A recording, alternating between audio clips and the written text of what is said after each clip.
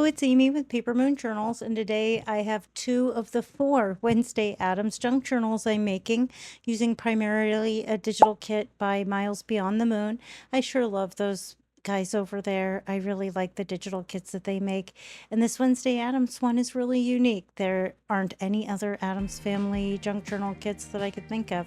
I love fussy cuts, and it really suits the style of journal making. I made one where the less is more, and then I made one in my normal style with all the embellishing, lace, charms, and all of the other stuff. So this one is the one I call Less is More.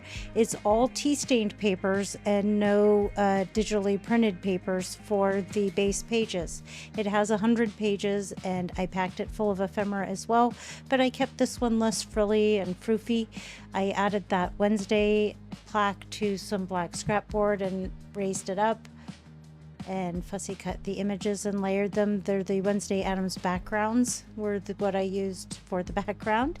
Does that make sense? Then I added some pockets. I wanted to have a video for tutorials on pockets. Maybe I'll get that done today. I know my family's going to be busy and out of the house, so I need it to be quiet so I can use the actual sound while filming when I do the tutorials. No TV watching or anything, so yeah, maybe I'll get a chance to film a tutorial today. I love this page spread right here with the little bit of collage and the die cut bat, and then the fussy cut Wednesday Addams figure. And then here's a couple pockets, stacked pockets, layered up with some sheet music. Most of the vintage documents, like that one there, are from my vintage document. That there is a card I made out of a scrap, and then from the Divine Neutrals by Pixie Dust Files and her Halloween ephemera kit. There's stuff there, and then the ephemera from the Miles kit. That dress was from a Halloween Pixie Dust File kit. I added stenciling to some of the tea stained pages. A big thanks to my daughter for tea staining all this paper.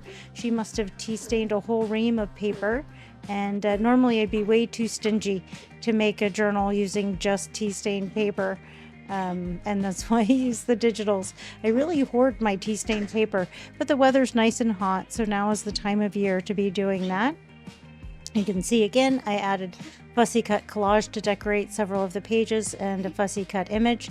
I tried to decorate the front and back of each of the 5 signatures, and then also the center, add a pocket or some decoration or something to the center of each signature, and then leave the rest of the pages very blank for writing. Even with the stenciling, they're still very blank and super writable. So people who don't like to write on the busier printed pages, then this would be the journal for them. I also just love the look of all of these fluffy tea-stained pages. Each one is like a little tea-stained work of art. Yeah, I love that. There's more ephemera in here from the same kits I already mentioned, the Divine Neutrals, the Miles Beyond the Moon digital kit. I know I also used some Sam Poole digitals. These right here are from the new Essentials kit by Pixie Dust Files. I also used some book page on here as well in my collaging. I'd like to know which version of this you like better, and please be nice. Do you like the tea-stained version better? It's kind of a little bit cleaner, neater, quieter, calmer maybe, less busy for sure, as opposed to the other one that's the traditional style that I normally make. I do like this style, and I love this. I was tempted to keep it for myself, and what I thought instead was, no, if you want one for yourself, when you're done making them to sell, then make one and keep that one. Make one to keep later after selling a few. I love those 2 tags right there. Oh, I am just so happy with how this journal project came out. Each time, even though I've literally made hundreds of them, I feel slightly apprehensive. I'm often surprised, wow, this came out so good. How did I do that? And I don't know if I could do that again. It's kind of my feeling after each one. I feel impressed, a little in awe. I love them, and then wow, I should keep this and and hoard it because I don't know if I could make it again. I certainly could, is the thing. Not the same, but similar. I already had made one and sold it. I thought I had filmed it before I shipped it off, and I hadn't. So It's a good thing I was making more, so I had them to share here. And those envelopes I made using some Halloween papers, but then I traced an envelope. So that's another thing you can do with your digital kits is I just printed one of the nice Amity Bloom envelopes on cardstock and then used that as a template and then traced it out onto the Halloween themed papers. So I would have Halloween themed envelopes for this one. There's just one envelope in here and packed it full of ephemera. Like I said, I know people who like to use the journals would really probably prefer this one. The pages are very flat. The lace creates lumps. Even if you just use it around the edges, it just makes it slightly less user friendly, although you can totally use them. I have mine that I've used that are all lumpy and decorated and full of lace on really busy pages. But not everybody likes that. And I think this is something maybe for those people. I think it's also nice too because it's not all frilly and maybe as girly or feminine as some of the journals I do are just so lacy, and maybe that puts some people off. I don't think it matters what gender you are. Not everybody likes lacy and frilly. So I really liked that less is more. I'm really pleased, and I might do more of those. I'd love some feedback if other people like those. Obviously, if it sells quickly, that would be a good sign. Thank you so much to my regular, what do I want to call them? Patrons, I guess, of my Etsy shop that seem to stock my shop regularly and snap stuff up when I release it. I really, really appreciate that. Stephanie, I know, has bought a few of my journals. So hello, Stephanie, and thank you so much. When I feel like you're a friend, like I'm like, oh, it's Stephanie. Stephanie bought a journal. I get all excited. You seem familiar to me. If you want to shout out to me on social media, that would be fun too. I've befriended other people who have bought from my shop in the past, and we still chat back and forth on social media. So yeah. If I'm really busy crafting, I might not get on there all day or for a couple days. If I get I get so engrossed in what I'm doing that I just can't stop for a second. After I do this, I'll just print out this and then do that and just these couple more things. And then after that, well, that moment never comes because inspiration just keeps coming instead of time to do that. So yeah. Here's the second project that we're looking at. So this one's in my normal style. I did the same thing with the envelopes where I traced that Amity Bloom envelope. This time I had a batch of charms. I like that one. Looks like the stained glass window from her bedroom that she shares with Enid. I bought a set of charms from Hobby Lobby. I made a trip to Hobby Lobby right after I started this one, and I thought the pack of charms matched really well.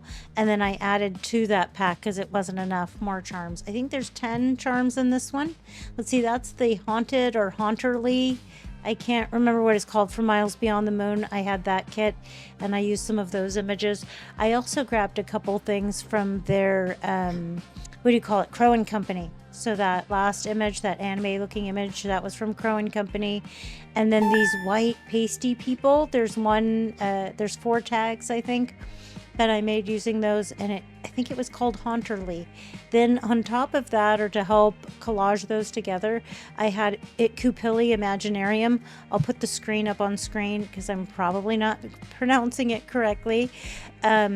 But she has amazing stuff, and so I had her cemetery kit of fussy cuts, and I used a bunch of those to decorate the text, to add the tombstones and the bats and the little skeletons. And I also used that cemetery kit when I made my Halloween diorama, which I was thinking it's time to do one of those and do a video on that. I think that'd be fun and exciting. I was looking for some inspiration and shopping YouTube. YouTube had nothing to show me. So I'm sure it's out there and they're just not giving it to me. But I'm like, if it's not there, maybe I need to be the one to provide the content. Maybe there's other people like me looking, and YouTube will be kind and provide my video in answer to their query. Because I was looking for some Halloween diorama inspiration. I'm a little tempted to repeat things I did last year that I was really happy with. Just tweak ideas that I had last year. I had a fairy cemetery that was pretty cute, so it's like a cute little Halloween themed fairy in a cemetery scene with little gravestones and everything. I don't know. So I did some Batgirl and Batboy ones. I did some light up ones. I don't know. I can't even remember everything I did, but I my house is not ready to get out Halloween decorations. I'll say that. Oh, these books, that's from In the Library digital kit. And the excess of the page that I cut off became this tag in the pocket. This really big tag was just the offcut from that page. I cut into a rectangular shape and then rounded it with my fancy corner rounders. That's a fun way to turn scraps into ephemera. I keep mentioning, probably every video I mention this darn pockets and the scraps videos, but there's something I've been dying to get to. And when I have the time and the availability, I don't have the energy, or I'm like, nose to the grindstone on some project I'm excited about. So I haven't been able to find the right combination of time available and energy to film it. So as I really want to do some tutorials, I feel like maybe my flip throughs are less exciting or interesting for people, and the tutorials and things like that are more interesting and more fun. Maybe I need to do more of those. I'm continuing to go through. That's actually some used to be called Digital Collage Club, and now it's called makingandcreating.com, where you subscribe for a year or a lifetime, and she has this huge library of digitals. If you haven't used digitals before, you're just thinking about getting into it, that's a great way to get started. I know it seems like a lot, but I think the lifetime subscription is worth it. I just got the 1 year, which is, I think, half the price of the lifetime. When I did it, and I might get the numbers wrong, I think it was like $40 or $50 for 1 year, and then like $80 or $100 for the lifetime, something like that. And she might have been having a sale for Christmas. I don't know. But I think that's like about what I remember the prices being. And I bought the year. And then when my year was up, I ended up buying the annual subscription as well. You might be able to upgrade between the two, but there was enough value there that I didn't mind. So yeah, so now I have the lifetime subscription. It's not sponsored or anything. I'm sure they have no idea who I am. I'm not active on the site or tag them. I often forget to tag them because I just use them as a nominal piece of whatever my project is. You'd struggle to find the Digital Collage Club in my projects, probably. Those Halloween photos are something else. I'll put up on the screen who those were. And then it was called Spooky Parchment, I think. I printed out a bunch of those to add to the pockets. I'll also pop that up on the screen, who that was. And then here's more of those envelopes that I made, tracing onto that Halloween paper.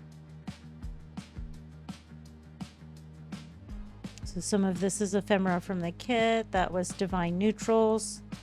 There was, I think that was from like a Halloween freebie, that little lamp from Pixie Dust Files.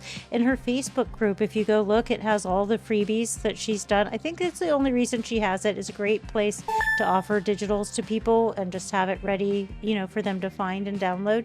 And she has some really great freebies over there. Back to dioramas, I made a really great Cinderella diorama from one of the freebies. Actually, I think I made 3 of them because I was so excited.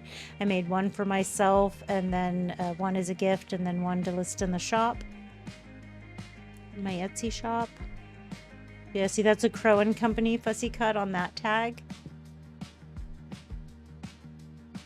Crows and ravens look a lot alike, so if I'm calling it a crow and it's a raven, or I call it a raven and it's a crow, apologies to that for you ornithologists who know all your bird stuff. I think there's a variety, like that's some sort of waterfowl there. I don't think that's either. I don't know though. Unless it's a bird I've owned as a pet, I probably don't know. You see that digital image with the cat on it? I'm not sure where that is. That might have been that Making and Creating. I just saw the PDF when I was scrolling through my Halloween stuff and thought that'd make a nice pocket. It was actually meant to be a journal page. It's half of a 2-page horizontal journal page, and I just printed it on card and then cut it to make a wide pocket. And that's from the In the Library kit. I did use both the ephemera and then made pockets out of the pages that had books or stacks of books. I remembered it had those book images, and I wanted that for this Wednesday Addams because she's going to that Nevermore Academy. I also thought about making some Nevermore Academy stationery, trying to create something and then including that in here. But that's one of the things that keep me from doing other things when I'm just so full of ideas I can't stop.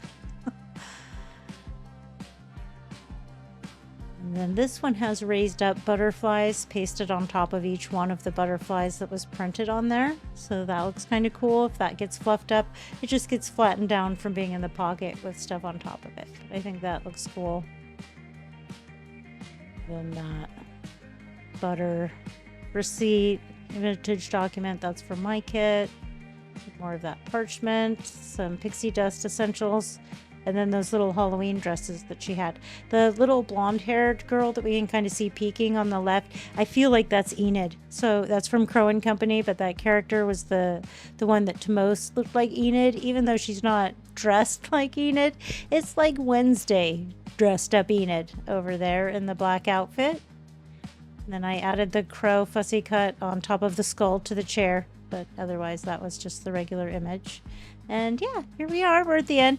As always, I'll put some still images so you can get some really good looks without everything moving. I hope you found this entertaining or fun. I thought it was nice to give you a couple journals to look at in the one video. And I went through it pretty quickly, I thought. The same time I take to go over one journal. Well, anyhow, thank you again for watching. Thank you so much to returning subscribers for viewing, and welcome to new subscribers. Thank you so much for subscribing. Thank you as always for watching, and please have a wonderful day.